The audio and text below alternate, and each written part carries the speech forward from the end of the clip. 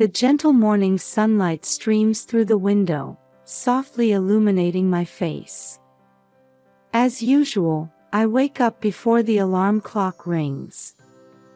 Even at 62, the habit from my 30 years as a high school teacher is hard to shake off. "Good morning, Eleanor," my husband George greets me with a sleepy voice from beside me. At 65, he still maintains his early rising habit from his days as a police officer, even after retirement. "Good morning, George." "Another beautiful day," I smile in response as I get up from bed. I open the curtains and take in the morning view of Cedarville, Ohio. It's a small college town of about 4,000 people, but it exudes a peaceful atmosphere with its lush greenery. As I prepare breakfast, I mentally organize today's schedule. Our son Mike and daughter-in-law Sarah are heading off to work, so we'll be looking after our 2-year-old grandson, Jacob. Mike is busy as a researcher at a major pharmaceutical company, while Sarah works at a local real estate agency. Helping the young couple balance work and childcare is one of the joys of being grandparents. "George, don't forget we're watching Jacob today," I remind him. "Oh, of course. I'm looking forward to it." George looks up from his newspaper with a smile. Taking care of our grandson has become one of our greatest pleasures in life. After breakfast, I take a walk around the neighborhood. I exchange greetings with neighbors along the way. "Good morning, Eleanor." Early as always, I see Mrs. Johnson calls out while tending to her garden. "Good morning, Linda."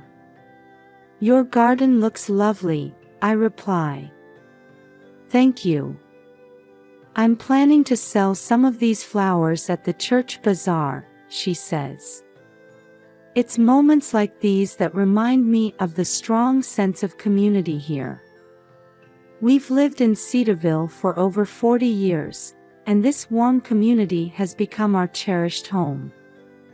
When I return home, I receive a call from Sarah. "Good morning, Mom. We'll be dropping off Jacob soon," she says. "Of course, Sarah. Don't worry about a thing," I assure her. As I hang up, I feel a slight twinge of mixed emotions. My relationship with Sarah isn't bad, but sometimes I sense differences in our values. We occasionally disagree on small things like child-rearing methods or household role division. However, for the sake of family harmony, I always try my best to be understanding. Just before noon, Mike brings Jacob over. "Mom, thanks again for today.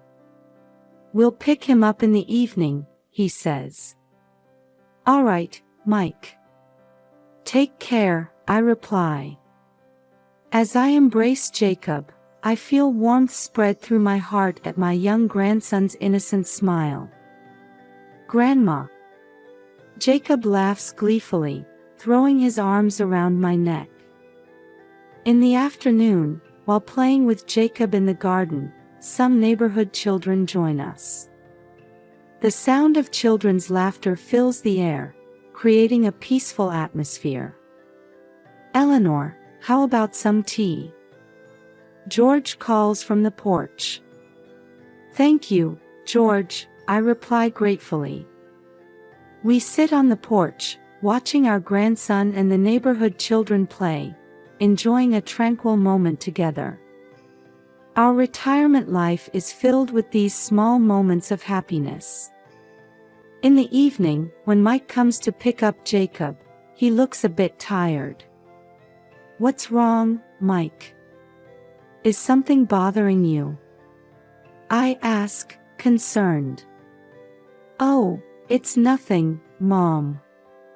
Just busy at work." He trails off. I'm a bit worried about my son's demeanor, but I decide not to press further. The young couple must have their own concerns.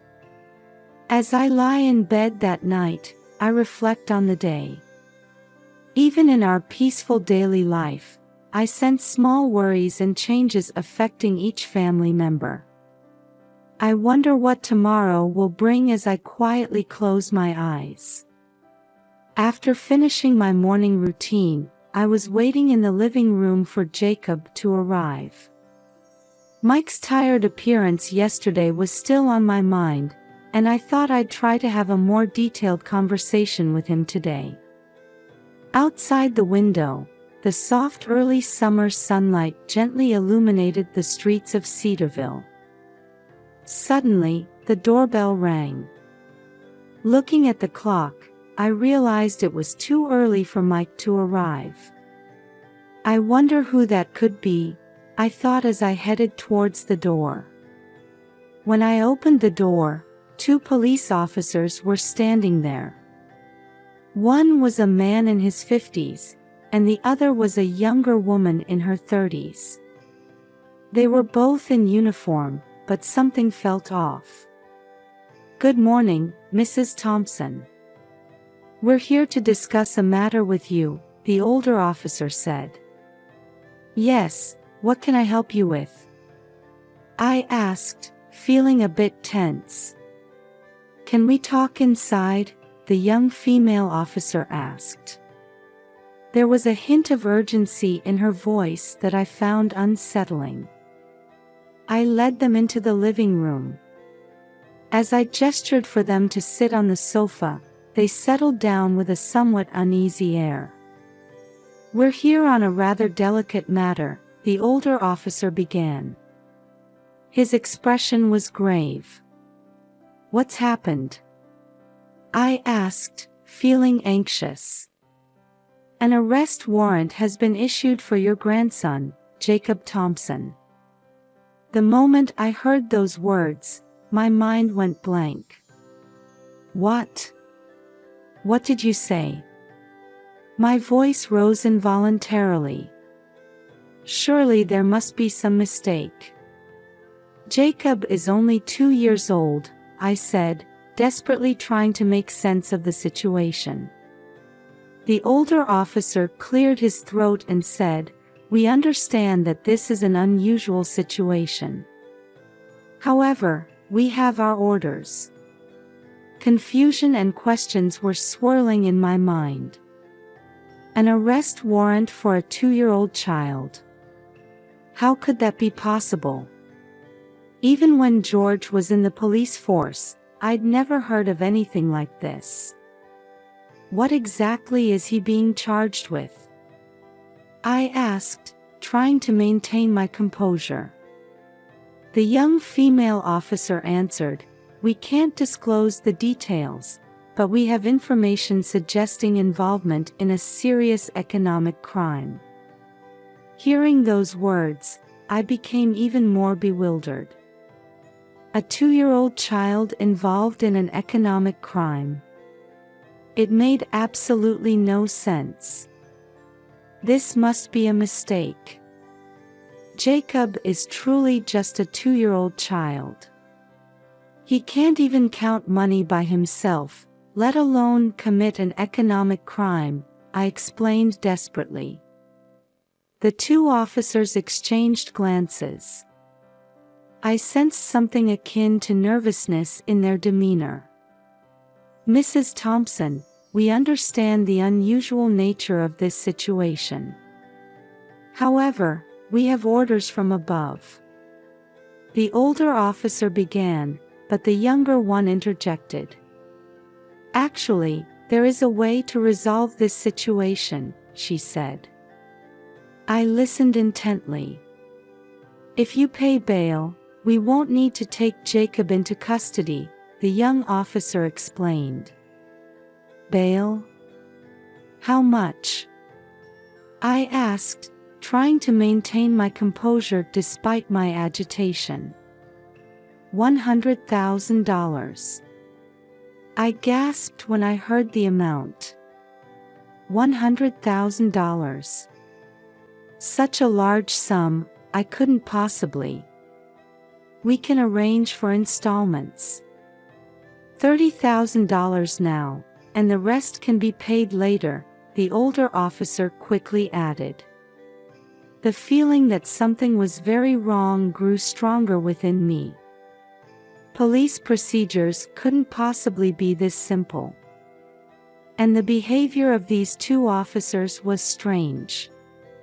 Could I have some time to think about this?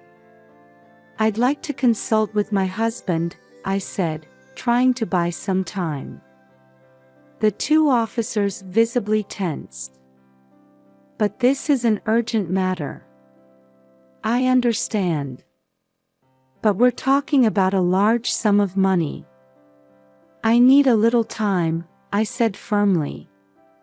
The officers reluctantly stood up. All right, we'll return in 2 hours. Please make your decision by then. As I saw them off, various questions were swirling in my mind. Was this really an official procedure? Why would there be an arrest warrant for a 2-year-old child? And were these two really police officers? After closing the door, I took a deep breath. I needed to think calmly. First, I should call George. He would know about police procedures. And I needed to contact Mike and Sarah too.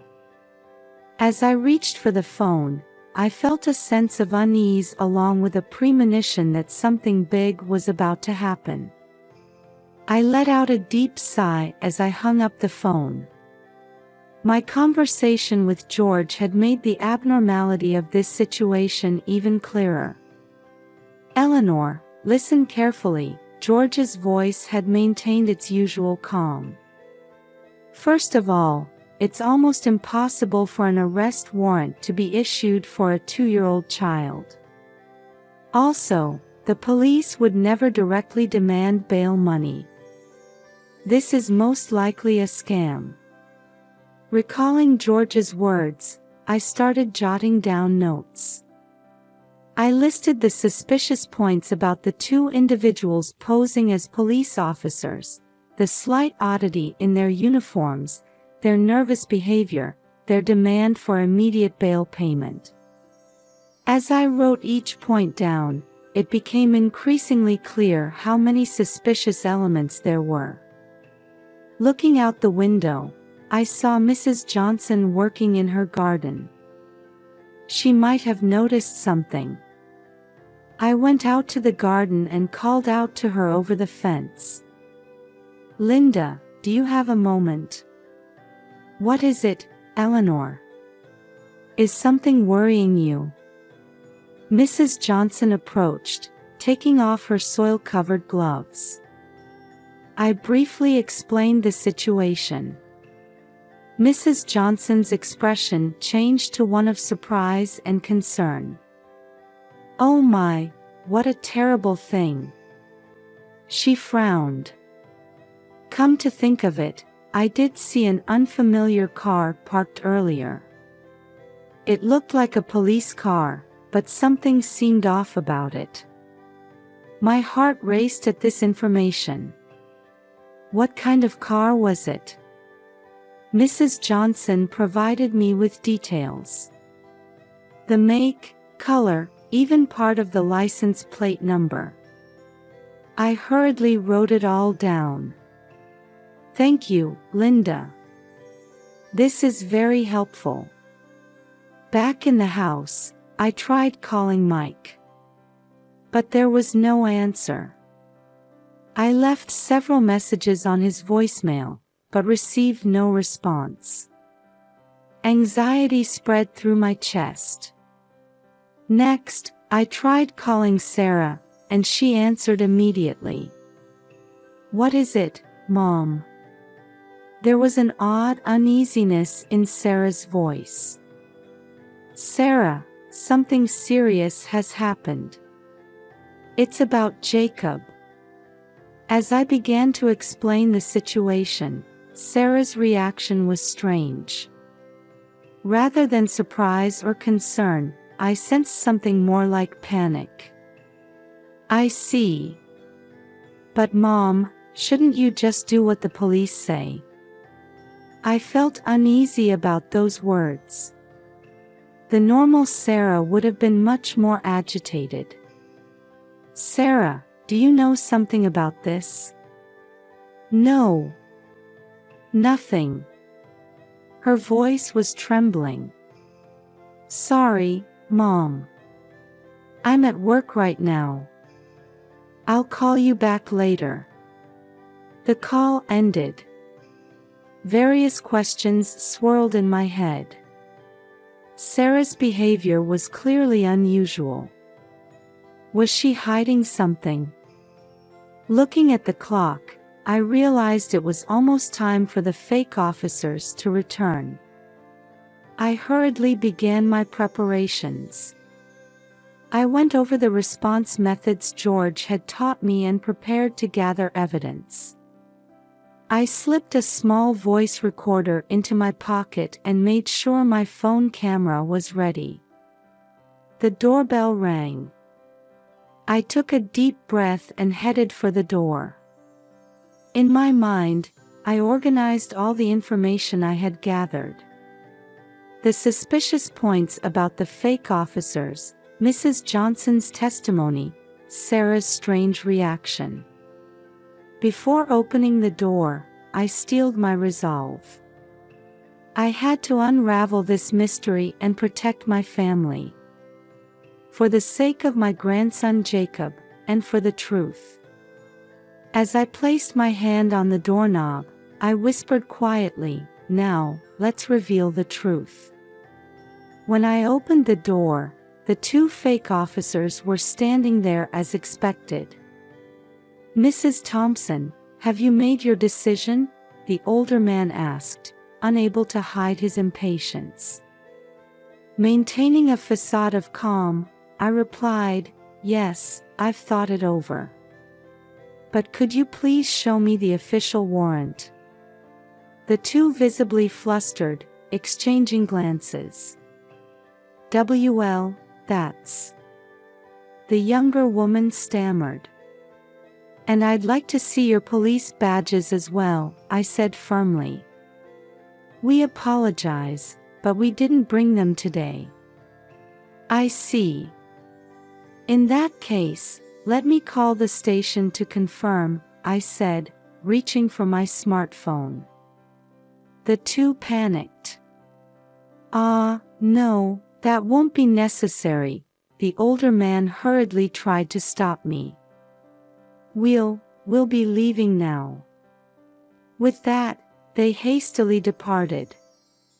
I watched their retreating figures with a cold gaze. As I closed the door, I felt my heart racing. This gave me near certainty. But I still didn't have the full picture. That night, I received a call from Mike. "Mom, what's going on? I had a bunch of missed calls from you." I explained the situation. Mike's voice trembled with surprise and anger. "What in the world?" "I'm coming home right away, Mom." After hanging up, I was pondering if I had overlooked anything. That's when I noticed Sarah's smartphone on the living room table. She must have forgotten it in her haste to leave earlier. I hesitated. It's not right to invade someone's privacy. But now, our family's safety was at stake. Taking a deep breath, I picked up the smartphone. When I swiped the screen, it wasn't locked. Looking at the recent call history, I noticed frequent interactions with an unknown number. I pressed one of them, and a voicemail played. "Sarah, proceed as planned. I'll wipe out your debt. This is your chance to outsmart your husband and in-laws." I trembled at the man's voice. Was this the beginning of it all? But why would Sarah do such a thing? I heard the front door open. Mike had returned. "Mom, I'm home." Mike's voice was a mix of exhaustion and worry. After I explained the situation in detail, Mike's expression clouded. "Sarah, what on earth are you thinking?" Just then, the doorbell rang. When we opened it, Mr. Wilson from across the street was standing there. "Eleanor, I'm sorry for coming at this hour. But I think you should see this."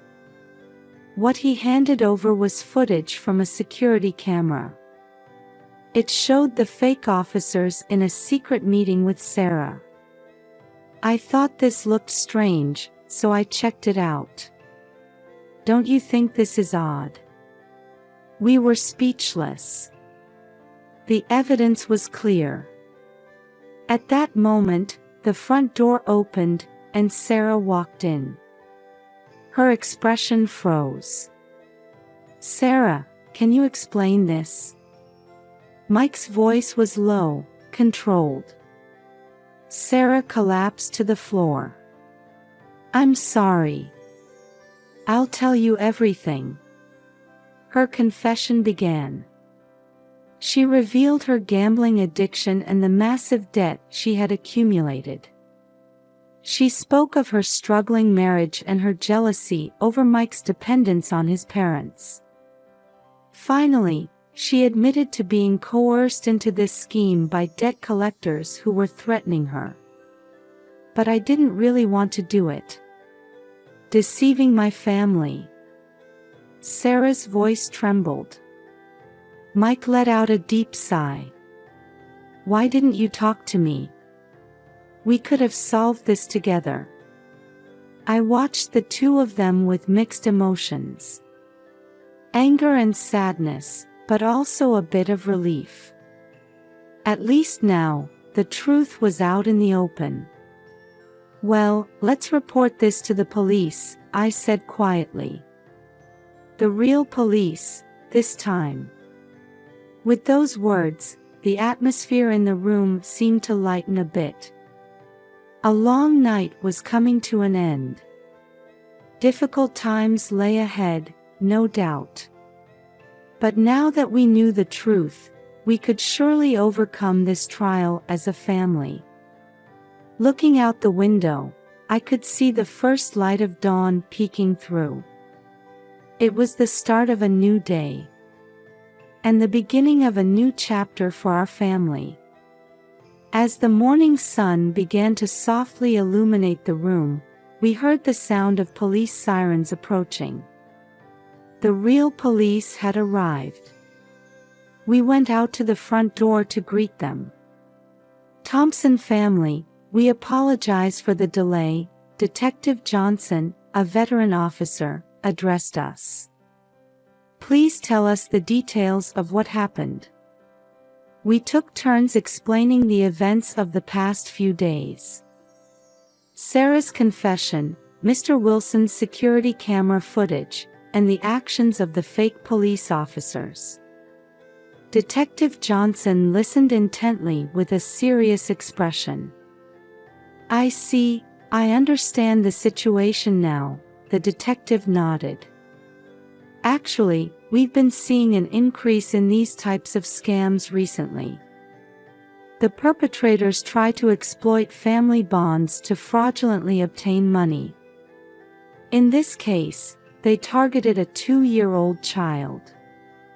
Hearing those words, we once again realized the gravity of the situation.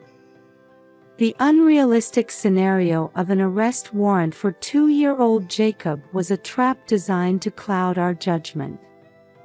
"Sarah," the detective gently addressed her.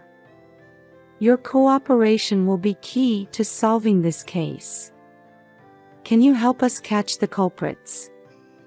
Sarah nodded through her tears. "Yes, I'll do anything. I don't want to lie anymore." A few hours later, the fake police officers were arrested. They were part of an organized fraud group that used tactics to extort money by exploiting family vulnerabilities. They had used Jacob's name simply because he was the youngest family member. The sheer absurdity of it had the effect of confusing the victim's judgment. Once the immediate crisis had passed, we took time as a family to face each other. We gathered in the living room, sipping tea and discussing things we hadn't been able to talk about before. "Sarah, why didn't you come to us sooner?" Mike asked quietly. Sarah answered with her head bowed, "I was ashamed. Your parents are so wonderful, and I felt like I was a failure as a wife. So I escaped into gambling." I took Sarah's hand. "You're not a failure as a wife, dear. Everyone has their own struggles. What's important is that we overcome them together." Mike nodded in agreement. "That's right, Sarah. You don't have to bear this burden alone. From now on, let's talk about everything." Sarah's eyes welled up with tears at those words. "I'm so sorry." "Thank you." We spent a long time talking. About our feelings, our future life, and about Jacob. Slowly but surely, I could feel our family bonds being repaired. A few days later, our neighbors gathered to throw us a small party. "Eleanor, you've been through quite an ordeal," Mrs. Johnson said gently. "We made it through thanks to everyone's help," I replied, filled with gratitude. Mr. Wilson approached us too. "I'm glad that footage was useful. If you ever need anything, just let me know." I felt a warmth in my chest, touched by the kindness of our community. In the middle of the party, Jacob came running to me. "Grandma." As I picked him up, I found myself tearing up. We had all come together as a family to protect this child. That night, I stepped out into the garden alone to look at the stars. The events of the past few days flashed through my mind like a slideshow. Fear, anxiety, anger, and finally, the relief and hope that followed. I've never felt the importance of family so strongly before. There's no such thing as a perfect family. But by understanding and supporting each other, we can overcome any difficulty. That's the true strength of family. This ordeal taught me that. From inside the house, I could hear the laughter of Mike, Sarah, and Jacob. I took a deep breath and looked up at the starry sky once more. "Thank you," I whispered softly. I'm not sure who I was thanking, but a definite feeling of gratitude spread through my chest. Tomorrow, a new day begins again. I'm sure it won't all be smooth sailing. But I know we can get through it together. As a family, and as members of this warm community. I quietly returned to the house. It